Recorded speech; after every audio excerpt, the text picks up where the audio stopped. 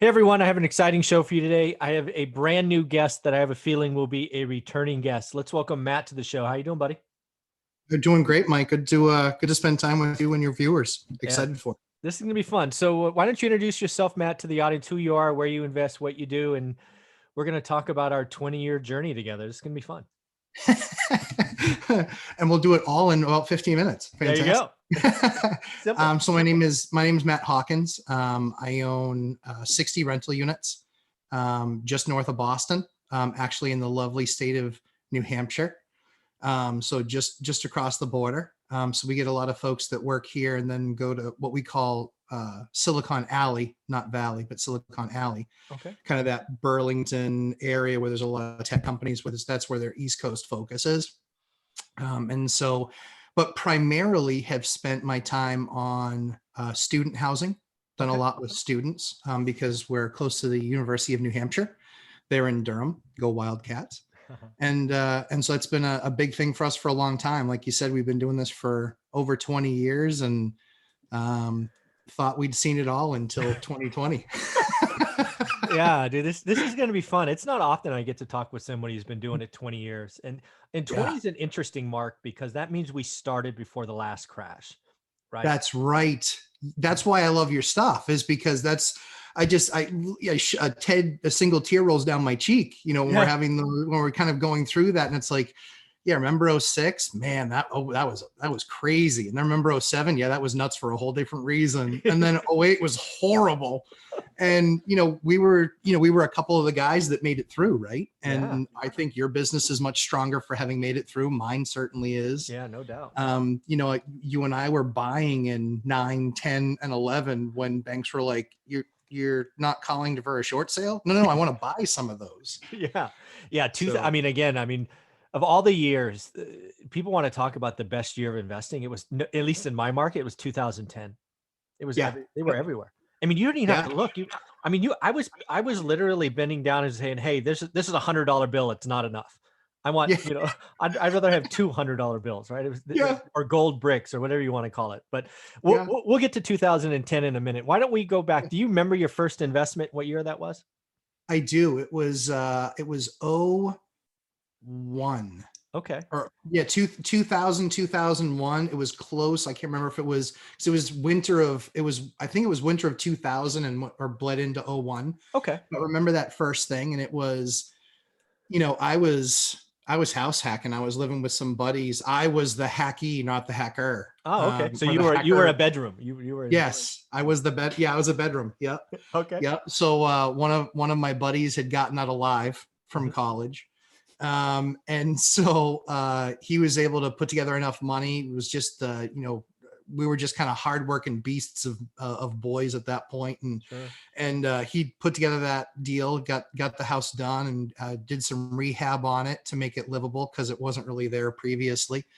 But it was on the edge. But yeah, we did it. And like I said, I was renting from him for a little bit less than a year, and then announced he was getting married, and I was like, now I'm homeless. I gotta find my own place. But having done the hack, one of the things that I'm really passionate about, and I love the passion that you have for your students, but for your listeners, and I'm kind of the East Coast version of that, if you will. Just because I think that so many kids in high school have no idea what they're getting into in college. Yeah. Where if you just set yourself up right, you can be getting out of college. And even if you have some college debt, you can still buy a house, and you can be the one hacking, and you can be the one getting on that property ladder. So that was my first deal. And I was young. I had a decent job. It was in software, as I told you. And, but yeah, just saved every penny. And just one of the things that you and I talk about is, doing the work. Do the work. And so, the work. Do the work, know your market, know it cold. Yeah. And if you're depending on your agent to do that for you, you're sadly mistaken, because why would they do that for you and not for anybody what makes else? you so special, right? Yeah, exactly. Yeah, it's a pretty totally amazing. Yeah. So again, I want to hit a couple of things there. I mean, all of this is going to be so much fun. First off, we've got to tell the next generation. And for me, it's whenever you leave school, right? If you drop out of high school, it starts. If you graduate high school, it starts. If you graduate college, it starts. I don't judge, right? That's right. Your life is your life. I don't freaking care. But Right. whenever you leave school and you enter the workforce, Yeah. the rat race has started. That's right. And for most people, the saddest thing I think is the day that you start the rat race, right? The day you exit school is for most people the closest they will ever be to financial freedom. It's true. Because true. what happens when you get a job? True. Well, That's right. I did it. Well, I got a nicer car, and then I lived in a nicer place, and I ate nicer food, and I had nicer clothes, and I had blah blah blah blah blah blah blah. And pretty soon you expand your lifestyle to Yeah. match your income That's versus right. sacrifice, live below your means. Yeah. I tell one of my biggest joys is to talk to high school students, and the Yes. conversation goes like this: how many of you think you can live on $2,000 a month? They always raise their hand. They have no idea, right? And I tell them, if that's Along with your true, parents. yeah. I tell you, you know what? I said, if that's true, all of you could be retired and financially free by 25. That's right. That's how I start my conversations. Do I got your attention now? Right? Yeah. Half the room is still on their phones, not paying attention, but I got the other half. The other half is paying attention. Sure. But everybody needs to hear that, right? Yeah. You're as close to financial freedom the day you graduate, whatever it is, school, that you'll ever be. And that is a sad fact. It is. It is. Yeah. And I think, the thing for me that was, that was really different from me was single mom and so, and, brothers and sisters. And so for me, I was out of school in the 9th grade. And so I didn't get a chance. I didn't graduate high school. It was just work, work, work. And so, when you're making, my job was, we're paying $5 an hour, $6 an hour. And so when you're making $5 or $6 an hour, I got news for you, 40 ain't going to cut it. Yes. So you're working 60 hours, 70 hours. And it was that, and trying to do home study and things like that as best I could. So, but that work ethic, that if there's anything that preps you for being a landlord, it's that. Oh, no doubt. It's because you just, in the very beginning, you are learning how to do as much as you possibly can on your own. At least was my experience. And that's something where, there is that opportunity for folks that are kind of later on in life where they want to get into the real estate game and become landlords, which I think is something you do awesome with the one rental at a time. Thank you. I look at it that there's that avenue, but there's also the avenue of, I've now gotten out of college. I've got some college debt. I'm almost got a house payment with my college debt but because I kept things under control, I was in college. I think that there's a lot of that generation, the kids that are in college now, they're just so underserved with understanding that the American dream is live and well, and they can grab a hold of it. It just takes some discipline, and I know that they can do it. They just need the path to get there. Yeah, dude, we got to hit this hard. This is I'm going to I am inviting you to become one of my weekly experts if you're up for it. We'll find a time that works for both of it. We'll make this a series every week. And I want to make it the American dream. Yes. Both of us have lived it, and we're going to have to hit it 100 times. The American dream is live and well. You have to do the work. Got to do the work. Yeah. That generation that we want to help. And again, I love how you said it, right? The people there, because I talk to people all the time, is 50 too late? No, it's not too late. What are you talking about? No. 20, am I too young? No, what are you talking about? Absolutely not. What are you guys talking about? Do the work. It's, there is no easy button. You do the work. I fundamentally believe if everybody just got just 4. Yeah. Yep. Their lives are changed forever. You may not retire financially free, but you have 4 free and clear houses in 15 or 20 years. Yep. You sell one, pay off the other 3. Dude, life gets easy.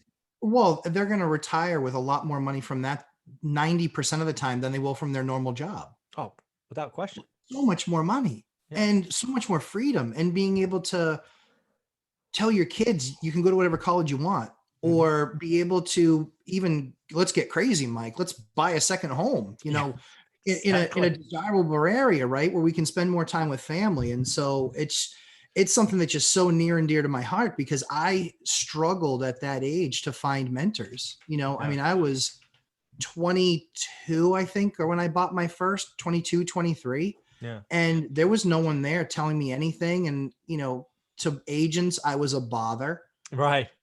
Because, I can't buy the newest, shiniest thing. And I'm looking for a deal, and I'm looking for the ugliest, house on the street. And so it was a grind. Every deal was a grind. I remember, saving up to get to the next property. Like that was the whole goal, just to save enough so you could do the next down payment. And so I'm working a W-2 just so I can get to the next down payment. Dude, this mentality is just awesome. Just do the work. Do the work. Like I'm sure you're to the point too. I heard on one of your sessions that you'd done about, knowing about 100 brokers in the area. Yeah. And so the area that I'm from, what's neat about the area that I'm from is the city that I picked 15 years ago has been named the last 3 years the fastest growing city in New Hampshire. Well, that doesn't suck. No. The work worked out. The work worked out just fine. No joke. Yeah. So it's good. And that's why I can have a beard like this now and the rosy cheeks is because it worked out really, really well. Yeah. But yeah, it's just an awesome opportunity. And I don't want to see, that generation, that 18 to 22 generation miss out on that opportunity because they don't know where to start. Their parents don't own their own home, or they do, but it's been a lock and stay, or maybe they had a bad experience in 08 or 09. Yeah. There's all these things that are all these ideas around them. And you think about it, a lot of these kids that are finally being able to look at potentially purchasing, they were born after the year 2000. So they don't know what the tech bubble was. They were 8 years old. You're killing me. Yeah, I mean, right? Yeah. But they were 8 years old when the economy crashed. Yeah. And so you can't fault them for something they don't know, but this is why history is so important. Yeah. And if you do that homework, I was that super boring guy that would just, curl up on my couch by myself after a 15-hour software day. Mm-hmm. And I would crush MLS for an hour. Exactly. Seeing everything going on and everything that was selling and everything that was renting. I was probably, guy number 7 on Craigslist renting stuff out. Yeah. And I remember, I've been doing this so long. You remember having to put ads in the classifieds you had for rent and paying $75 for 9 words, and you better make them count. Yeah. Yeah. I love the fact that, again, dude, our experience is so similar. East Coast, West Coast, same deal, right? Yeah. I remember beating for me, it wasn't even technically the MLS, right? I wasn't a realtor, so I didn't have access to that. I had access to something that had access to the MLS. Right. And I would just beat on it, right? I'd be in a hotel room in Japan. I'd be in a hotel room in Santiago, Chile.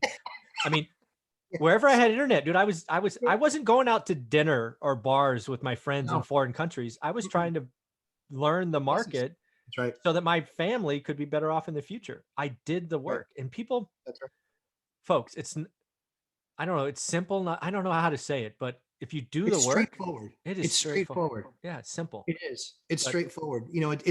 There's nothing simple about the hard work. There's nothing simple about that's the big thing I liked. It's consistency, right? So the terminology we use around here is constant consistency. Oh, I like that. Constant consistency, which is you want to be consistent, but you want to be constantly consistent and grinding. Yeah, I totally agree. People don't understand, like, this has changed the trajectory of not only my life, but my kids' lives, my wife's life, and my friends' lives. A lot of our contractors are friends now. I'm sure you experience the same thing. Sure. I can pick up the phone and go, yep, need a new boiler over at XYZ. Can you put that in for me next week? Yep. Yeah. I'll find a way to squeeze you in. Awesome. Thank you. Yeah. Or better yet, I'll drop a job for you, right? When emergencies happen, right? Yep. Yeah. Absolutely. So do me a favor. Let's, cause this is going to be fun. We're going to be doing this every week. Let's walk me through your business, kind of that first deal, which you talked about, kind of get me to the peak, call it 07. What'd you have it at the end of right before it rolled over, before we knew the world was ending? Where was your business at that point? So at that point, I was probably, I was 5 buildings at that point. Define buildings. So great question. So diversification, right? Diversification, even in what you and I do, which is I wasn't all singles, I wasn't all doubles, I wasn't all triples.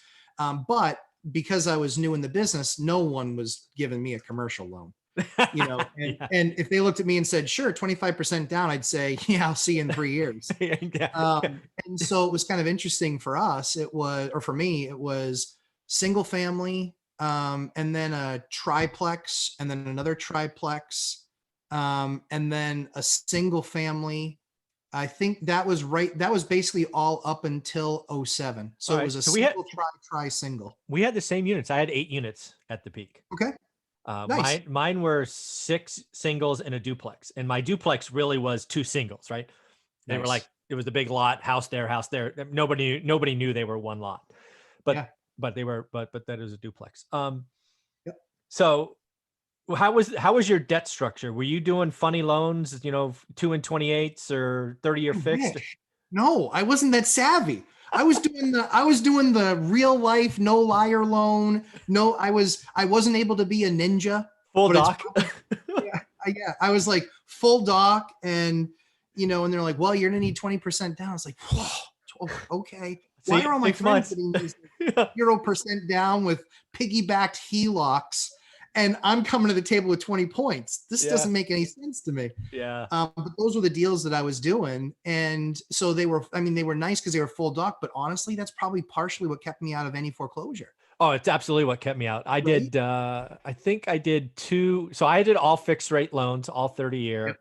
But Yep. I did, I Yes. think my last 3 were 80-10-10s, right? So it was an 80% first, 10% second, 10% Yep. equity. Good But the for first you. 3 or 4 were all 20 points. Yeah. I mean, yeah, Yep. I did the math. I mean, again, one of the things I have is I'm a numbers guy, right? So like I do Yep. the numbers, and I'm Yep. like, how the hell am I going to pay for this thing when this resets from 0.9% to 8.9? I'm like, Yeah. what the hell? Right? Yeah. Whatever. Well, my favorite was remember the Wachovia program? You pick your payment for the first 2 years. I remember. Like, Why would I wow. pick that payment? I'll pick that one. And so what you're saying is I can pay $100 a month, but at the end of the 2 years, it's going to balloon and reset. I still think I'm going to pay $100 a month. And you look Oh, at people joy. like, I'll be buying your home soon. Yeah, that was crazy. We would joke about that stuff because people were just making such horribly foolish decisions financially. And it's, Yeah. I'm not one of those guys where it was everybody's fault. Oh. Wall Street's insufferable, appetite for all of those assets. And Greed led to bad ideas, right? It's just, it was everybody. It was everybody. And so those first 4 deals, I did that single family, and then I did the 2 tries, and the try was becoming my own land, being really the first, foray into being a landlord. Mhm. And, I put together the deal. I put it together quickly. And I was like, this is great. I'm going to make $600 a month on the triplex. And I was like, I thought those were decent numbers. Yeah. And I think, the monthly nut on that was, it was about 3,000 in income, and it was about, 2,400 or so in expenses, mortgage, water, sewer. The thing that New Hampshire has that's unique to it over 47 other states is that we don't have an income tax. We do have a high property tax. So my property tax on a triplex that's worth $300,000, my taxes were $9,000. Oh, Jesus. Yes. Yeah. So there's no income tax. So that's how our state pays for everything is. So if you're a higher income earner, you love the state of New Hampshire. If you're not, it's challenging. It's even more challenging to buy a home. Right. Of course. Because now you're not looking at a typical, I've looked at some of the stuff, Vegas. Yeah. And, you get a $300,000 house and their taxes are $2,600. Yeah. A $300,000 house here, your taxes are 6, 7, 8. Eesh. They're expensive. Yeah, no joke. So, okay. So you get to the peak. I'm guessing like you didn't know it was a peak. I certainly didn't. Nope. Yeah, nope. No idea. So I will say it didn't feel like a peak, but it felt weird. Yeah. It felt weird because it was the same thing that we're going through now for different reasons, but it was the same thing that we're going through now, which is, a little bit PTSD, I'll be honest. 19 people showing up for an open house on a 3-hour block, and you have to tell them, listen, it's every 15 minutes, guys, because you're going to have to split otherwise. Yeah. And that was it was this FOMO and that constant fear of missing out and being, and people that weren't disciplined. And you're like, how much did they get for that house? Yeah. And I got once. I convinced myself that something was worth $350. I paid the $350 for it. It was in, you'll love this, and I'm sure you bought something like this too. It was in a up and coming transitioning neighborhood. Oh yeah, I got one of those. Yeah. I might have 2 of them actually. I didn't learn the first time. And depending on how bad the pandemic is, you might have more, right? Yeah, exactly. But so I bought into that. And as you know, when the economy collapses behind that, what happens? All that stuff all of a sudden falls apart. Yeah. And it stopped, that neighborhood stops transitioning. For sure. It starts getting a lot of vacancy. And it becomes really tough. I mean, it was 2 years on that second triplex before I made a dime. Yeah. Folks, if you're one of my students, and we talk about the spreadsheet all the time, if you beat your spreadsheet up to bleed, you're going to pay for that. Right. Yeah. Yeah. So I'm curious about your first triplex. So you said it was supposed to produce 600. Yep. How'd it do? Okay, good. Yeah. So it did. We were doing pretty well.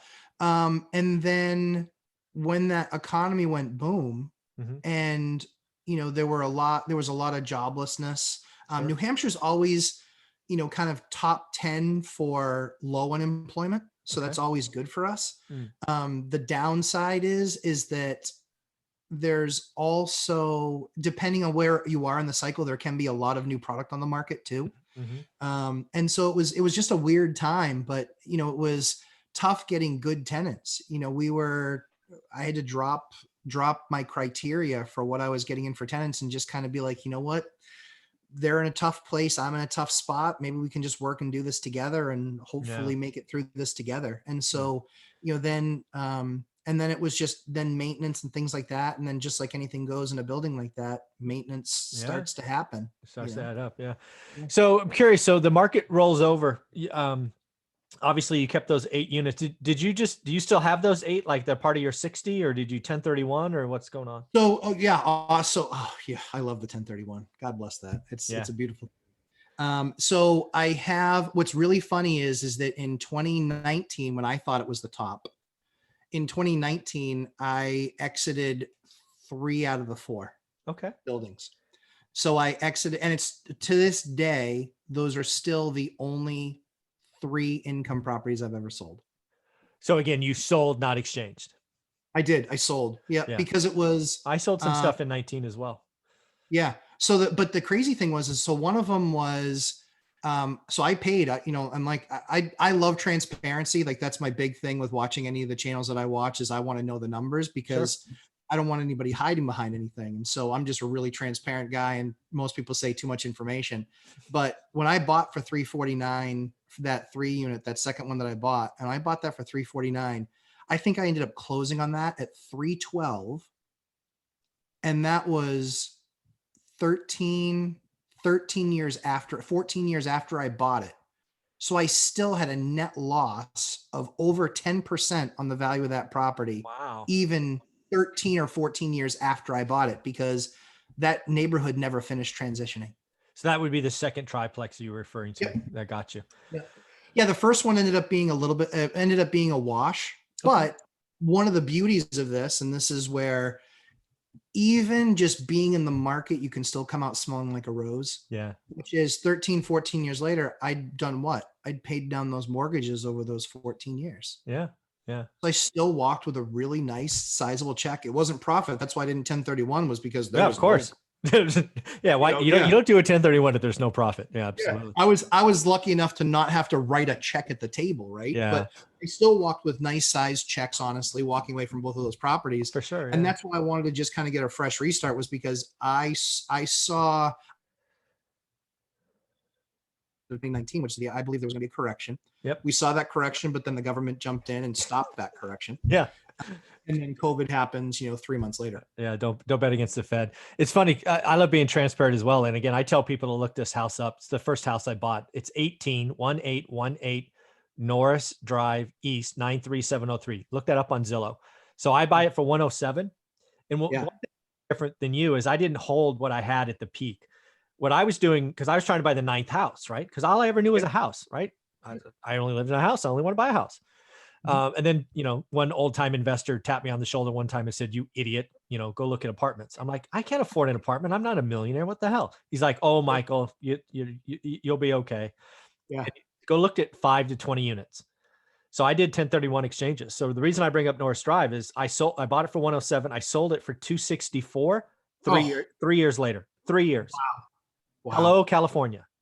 God bless it, right? Yeah. They got something right. Yeah. So exactly.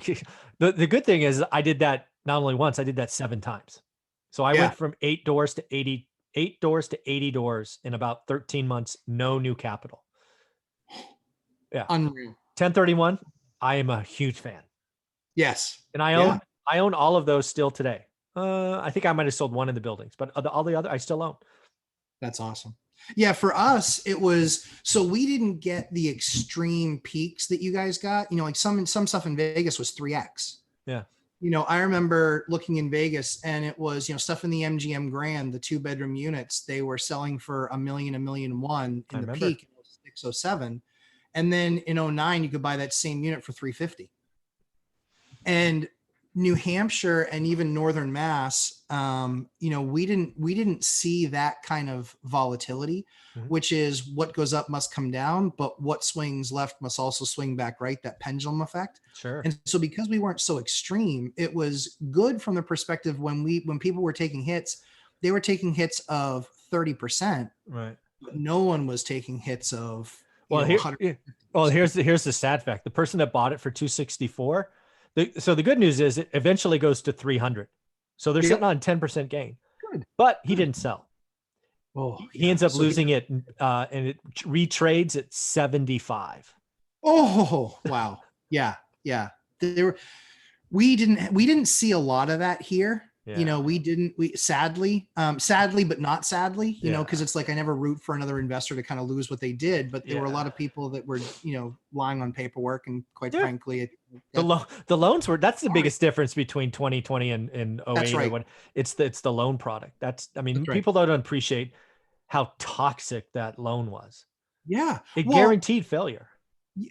Not only did it guarantee failure, but you have a person that is W-2ing 65 or 75 saying, sure, just fill out the paperwork however you need to fill it out. Yeah. And they had 4 homes. And I'm scratching my head saying, what am I doing wrong that they're doing so right that they have 4 houses and I have 4 houses? And, you know, I'm making, you know, 3x, 4x that. And so that was, it was a rule in, if you can be conservative and know your numbers, know the market. Yep. I mean, just, you can really make a difference for yourself. Yeah. So let's get back to the American dream. That's going to be our segment when we do this stuff. So where does your business explode? What year does it really start to take off and your unit count really start to multiply? I would say, so 9, 10, 11, I'm a buyer. Absolutely. I'm a buyer in 9, 10, 11. Everyone's still scared about the market, still not knowing what's going to go on. That is, I mean, I want you to talk about that, because again, I get so many people that say, I will wait for another crash. I'll be buying like you did. And let's remind people how scared everybody was. Because most people say that they were, it was like you literally had to have a sick bag next to you watching CNBC every morning. That was my life. Every morning I was just like, all right, what are they going to say that's going to make me lose my lunch and realize that I'm doomed? You know? And I think that it was overdone as far as negativity, just like we are right now. Sure. But I think that there was certainly also, like there is now, there's also a dose of reality in that. Yeah. And so I think that was the challenging thing is, you know, in 9, 10, and 11, I did a deal on a house that, I kid you not, took me 7 months. Wow. I had another deal that took me 11 months. Yeah. Like, trying to get those deals done, it was asset managers, banks, brokers, realtors, mortgage brokers. The bank then, you know, 1 month Wells is lending, the next month Bank of America is, and Wells isn't. Right. I you remember. know, because there's, you know, Wells absorbing, you know, Countrywide and that's, or no, B of A doing Countrywide, you know, and so just kind of that constant process that we went through. It was scary time. And so I think, you know, not to scare folks, but I think that there's a level of that coming for certain markets. Oh, for sure. You know, in the coming year, 2 years, you know, after you take away the sugar high of stimulus and forbearance, what are we going to be left with? And I think that's the question everybody's asking. People need to hear this, because the only reason, I mean, so I was buying, my market, California probably crashed earlier and more severe than most. So it starts going down in 08. It really accelerates late 9 and 10. And I start buying in 10, right? I start buying houses at 80 grand that sold for 300 or 250 or whatever.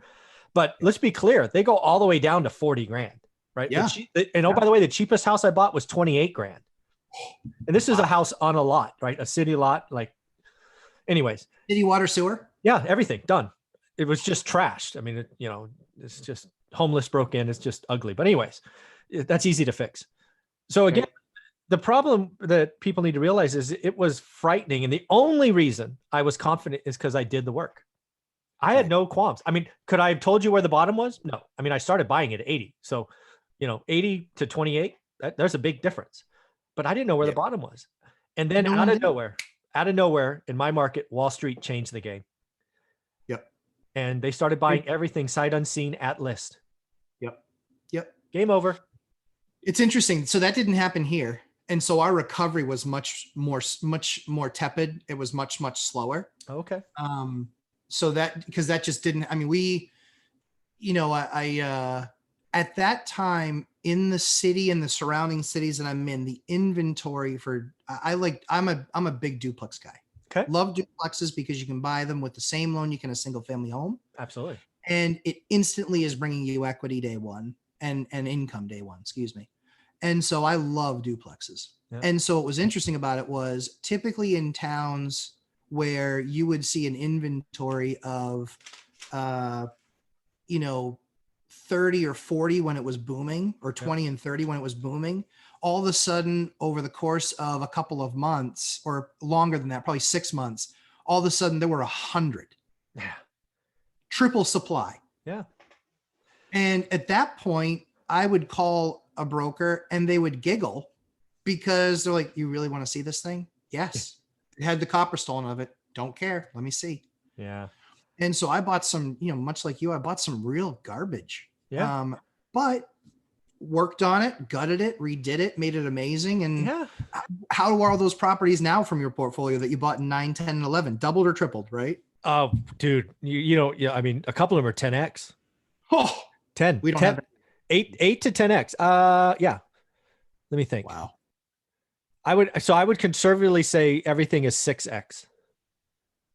Wow. And all that's equity. All of it's equity, right? I don't got to pay. Yeah. Just all equity. It's pretty cool. So a couple other things I want to hit this episode, because again, we're going to be doing this hopefully every Tuesday at 8 my time, 11 your time. We'll see if that works. Let's talk about our friend Grant Cardone, because we joked right before we hit record. I love Grant because he gets people talking. Right? Yes. He gets people talking about real estate. The thing that I fight against is his notion that bigger is always better. I do agree that bigger was better like 2015 to 18. Yep. But to say it's always better. In fact, I push back against gold bugs that say gold is always better, and Bitcoin people that say Bitcoin is always better. Anytime you tell me something is always better, you're wrong. It's not always better. Correct. But let's talk about bigger is better. If you don't buy 50 units, you're a loser. Do you feel like a loser, Matt? No. I don't either. The biggest thing I own is 20. I don't know. I don't feel like a loser. I'm okay. Yeah. I think so. Because I'm with you. I love Grant. I think his passion is awesome. I think his ability to work the numbers through a deal is awesome. Yeah. I think he's super entertaining. Yeah. I think he's got a really good model. I was never one to want other people's money for investors' sake. Yeah. I wanted to be the king of my castle, do what I want, the way I want. And at the end of the day, if I win, if I lose, it's stuck with me. It's my fault. Absolutely. And not getting put into technical default or something goofy because, some investor said this or bank did this or any of that stuff. I wanted to have a little bit more autonomy. And so I think what Grant's really, really good at is seeing the value in those large properties. And largely, if you can put a big deposit on a place like that, it makes sense. Yeah. I think the challenge is that 0.1% could even grab a hold of what he's talking about to be able to go out there and buy a 16 unit. And it's so rare. Like, what would a 16 unit cost where you are right now today? Oh, it's probably 100K a door. So 1.6. Right. Yep. So we traded about the same spot. We trade right between 100 and 110 a door. So nobody's starting there. No, it's not happening. But why would you want to? You're not even sure you want to be a landlord yet. Exactly my point. Yeah. Even Grant started with a house. Let's not forget, folks. Even Grant started with a house. But the biggest thing for me is for me, it really discourages the person getting 4. Like I started my whole story going forward is, folks, just get you to 4. That's right. But if you have Grant Cardone gnawing on your brain saying you're a loser if you don't buy 50, you never get 4. Shit, you never get 1, let alone 4. And I think that's such a disservice. I agree. I feel bad for folks that feel like they're failing because they haven't bought a 16. Yeah. Like you didn't fail at all. You win when you buy that first one, and even when you house hack. Yes. God bless you, house hack. Yeah. You know, get some of your buddies in there. Like my whole premise for, you know, because again, we focus on a lot of college kids. And I tell them all the time, I say, listen, be in position that when you get out and you get that decent job after you got your 4-year degree and you finish towards the top of your class and you're good at what you do and you have some good connections and you did some good internships, be ready, have done all your homework. That way, the second you get out and you have that job and now you're working, banks will look at you if you're in a strong, stable job, making a decent W-2 and can bring leases to the table with multiple people. Yeah. They'll look at you and provide that as income. And so I would hate to see, you know, it's literally like saying, you know, wait until you can climb Everest before you start climbing anything. Exactly. 16s are Everest. Like even for me, I'd love some 16s, but in my market, those don't exist. They get built. 16s get built. They don't get sold. So we don't have the luxury of urban sprawl because we're New England. You know, you'd have to knock out 30 homes built on top of each other to get a nice 20 condo duplex. Yeah. And again, a lot of that stuff is years of zoning and town meetings. And you know what that, I mean, yeah, that's a whole, we could do an entire week on that. But that's why I just think that people haven't failed if they haven't bought a 16. You've only failed if you've not done the homework and invested in yourself to get ready to invest the money that you're making in yourself and in becoming something greater in the future. Yeah. Well, Matt, let's wrap this up. How can people, I mean, do you have a social media presence to follow? Because you're putting a lot of great stuff here. I love the American Dream, high school dropout, 9th grade, still made it. I don't. They're going to have to stay tuned to, one rental at a time. So, you know, as that rolls, you know, it's something where we've just gone through it and having been through this, I think the big thing is there's so many fake gurus out there. You know, God bless the guys that I'm scared for the guys that have gotten 100 units in 2 years. Yeah. Oh, Jesus. Like if you haven't been through a cycle yet. That's right. Yeah. I mean, and God bless the Graham Steffens and the Meet Kevins. I mean, they are smart guys. Don't get me wrong. Super smart guys. But they got in the business in 12 and 13 and 14, I think, that range. Yeah. It's 08. There was blood in the streets. There were families that were, I mean, I tried to work with all my tenants. It was a nightmare. And so I think the only reason Meet Kevin is still doing okay, because he bought 6 houses at the peak, what probably will be the peak in SoCal, is because he makes a freaking $1 million a month on YouTube. It's pretty easy to float a mortgage payment when you make $1 million a month. I mean, Jesus Christ. Well, I mean, that's kind of the thing too, is that we're going to also dispel the nomer that you do need money to do this. Yeah, you don't need $1 million a month, but you do need some money. More importantly, what you really need is relationships like you and I talk about to folks. Every time. Lenders, people business. Realtors, understanding what you're doing and what your market is and what the cost to do things is. I mean, learn your market, do your, I mean, it's funny. You always say, do your work. I always tell people, do your homework. Do your homework. Do the work. You got to do your homework. There you go. Well, Matt, I'll just put it out there right now. What do you think about Tuesday, 8 a.m. Pacific, 11 o'clock Eastern, just every Tuesday? Yeah, I would love to. Yeah, right. we'll do it. We'll definitely go back and forth on it and pick a time. But yeah, I would love to be a part of what you guys are doing. Okay. Thank you very much, Matt. Have a great day. This has been so much fun for me. Thanks. You're welcome. Thanks, folks.